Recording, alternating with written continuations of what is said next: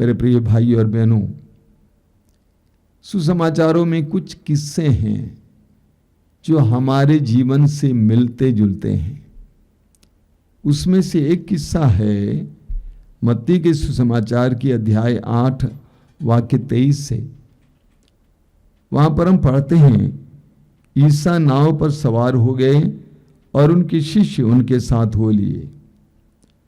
उस समय समुद्र में एकाएक इतनी भारी आंधी उठी कि नाव लहरों से ढकी जा रही थी, परंतु ईसा तो सो रहे थे।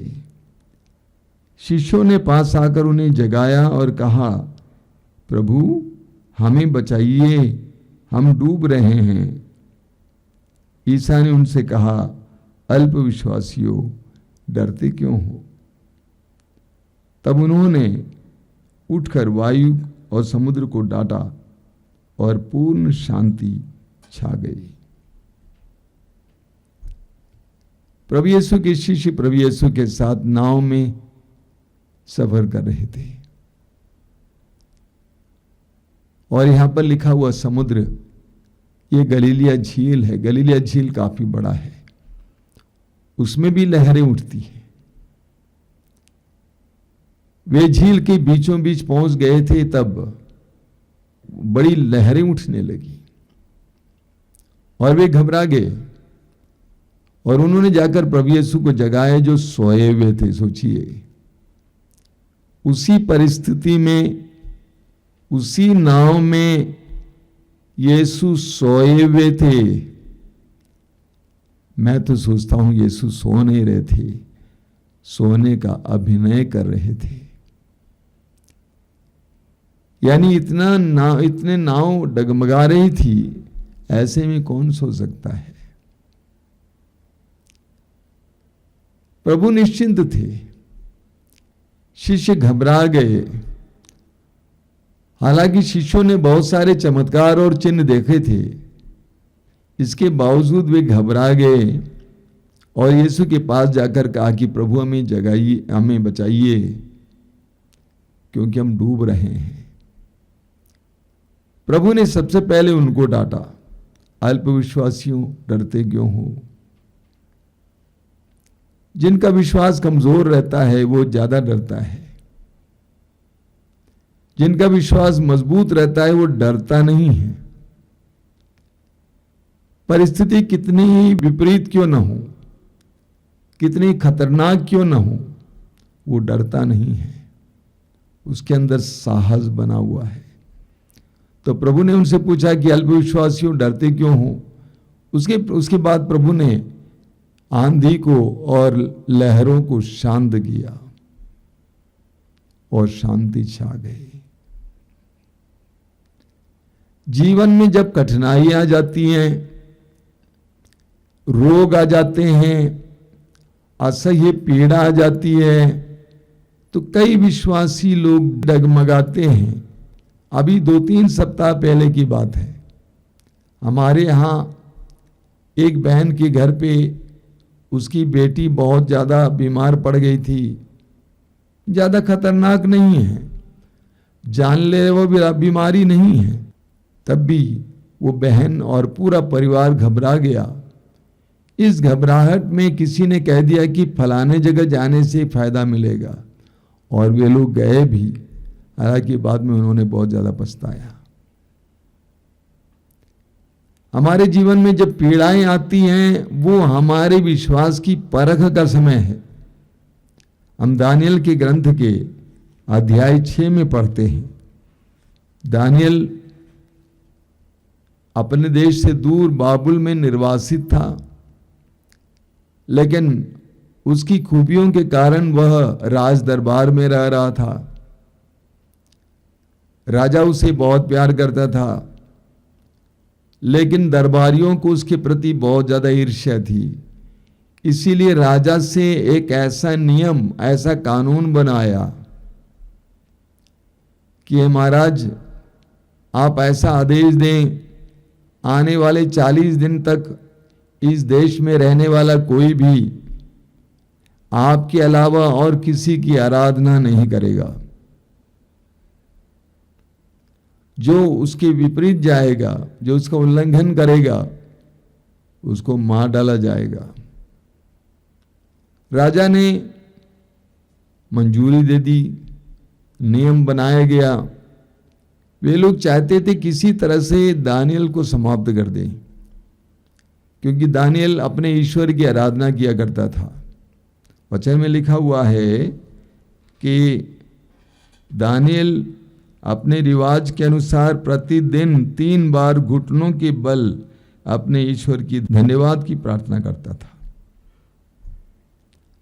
और लोगों ने जाकर राजा से कहा कि आपका प्रिय मित्र दानियल आपकी आज्ञाओं का उल्लंघन कर रहा है, आपने जो आज्ञा दी है उसका पालन करना होगा।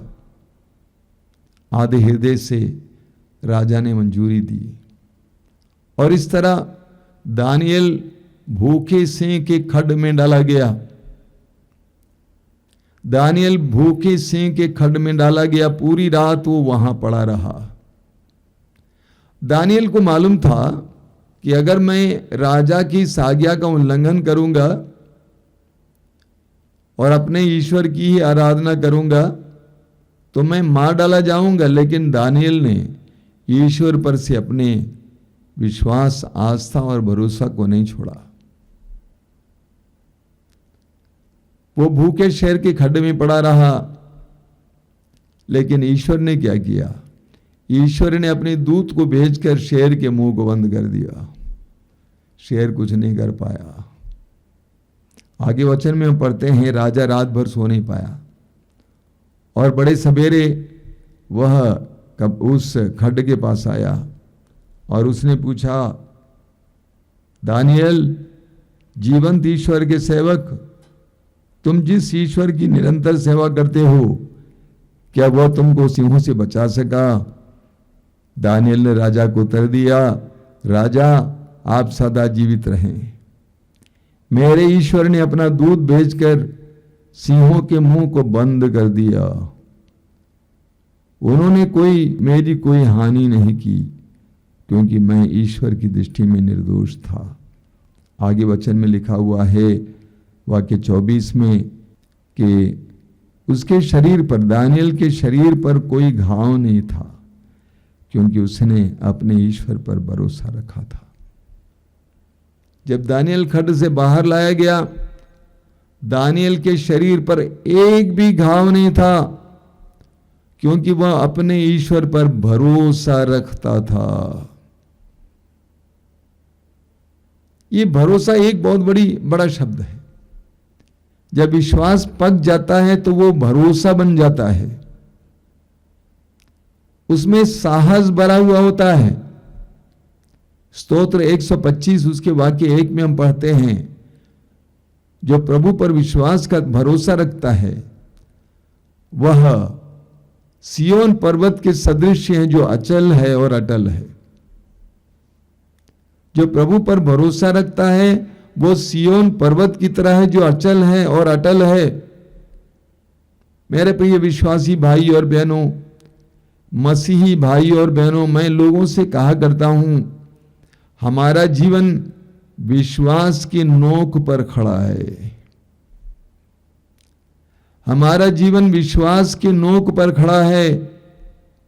जब विश्वास का नोक डगमगाएगा तो हमारा जीवन गिर जाएगा। इस बात को भूलना नहीं चाहिए। हम अन्य लोगों की तरह नहीं हैं।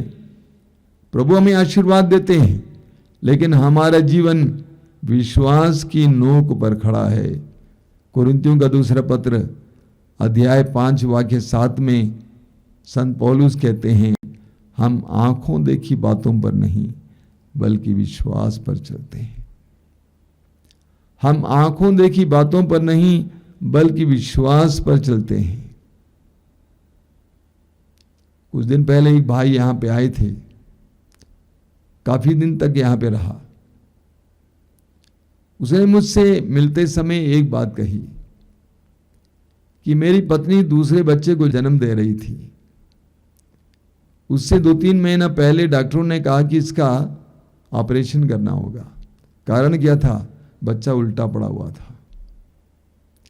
गर्भाशय में बच्चा उल्टा पड़ा हुआ था और उसका ऑपरेशन करना पड़ेगा। इस भाई ने कहा नहीं, उसका ऑपरेशन नहीं होगा, उसका नॉर्मल डिलीवरी होगी, ऑपरेशन नहीं होगा।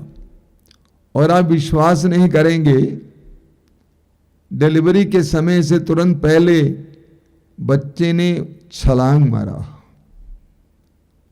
और जहां पैर था वहां सिर आ गया, नॉर्मल डिलीवरी हुई।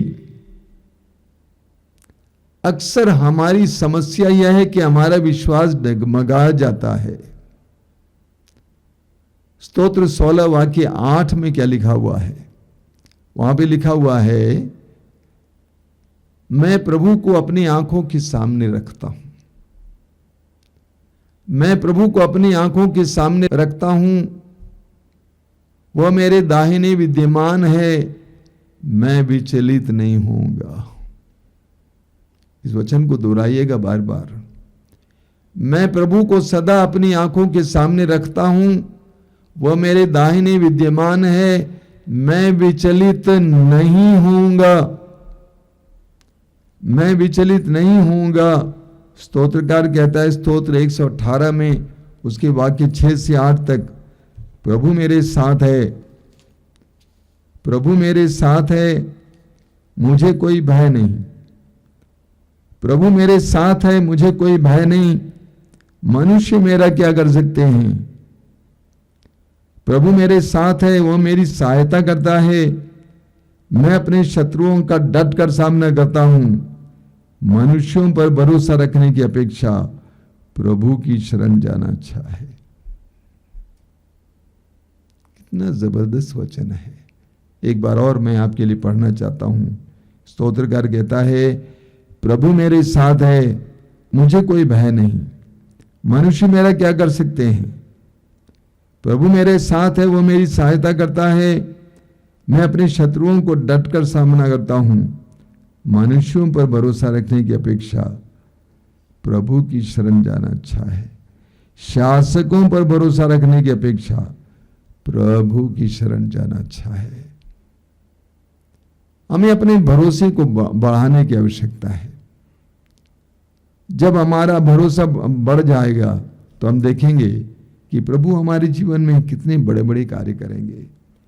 स्तोत्रकार कहता है स्तोत्र 32 उसके वाक्य 10 में, दुष्ट को बहुत से दुख झेलने पड़ते हैं, दुष्ट को बहुत से दुख झेलने पड़ते हैं, किंतु जो प्रभु पर भरोसा रखता है उसे प्रभु की श्रद्धा घेरे रहती है। जो प्रभु पर भरोसा रखता है उसे प्रभु की कृपा घेरे रहती है। जो प्रभु पर भरोसा रखता है उसे प्रभु की कृपा घेरे रहती है। दुखों से गुजरना पड़ता है, परेशानियों से गुजरना पड़ता है, लेकिन प्रभु की कृपा उसे घेरे रहती है। कितना सुंदर वचन है। आपने अय्यूब की कहानी सुनी है।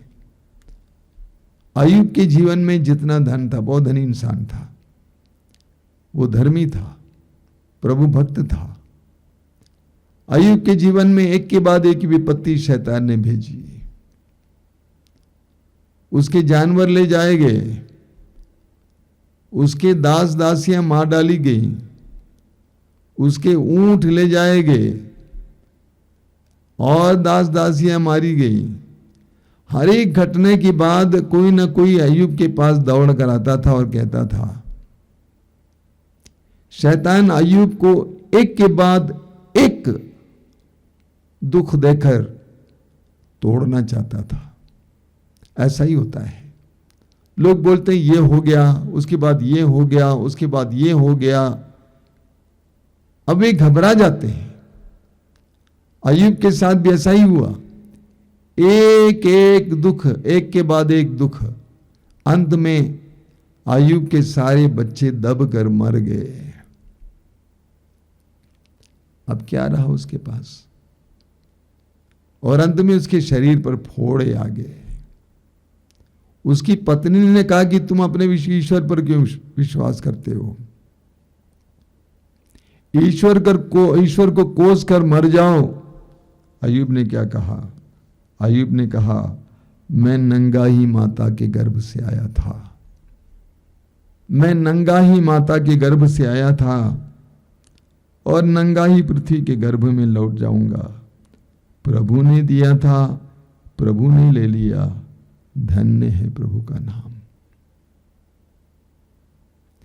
अय्यूब के भरोसे को कुछ भी तोड़ नहीं पाया। अध्याय 2 उसके वाक्य 10 में हम पढ़ते हैं, अय्यूब ने उत्तर दिया, तो मूर्ख स्त्री की तरह व्यक्ति हो। हम ईश्वर से सुख स्वीकार करते हैं तो दुख क्यों न स्वीकार करें।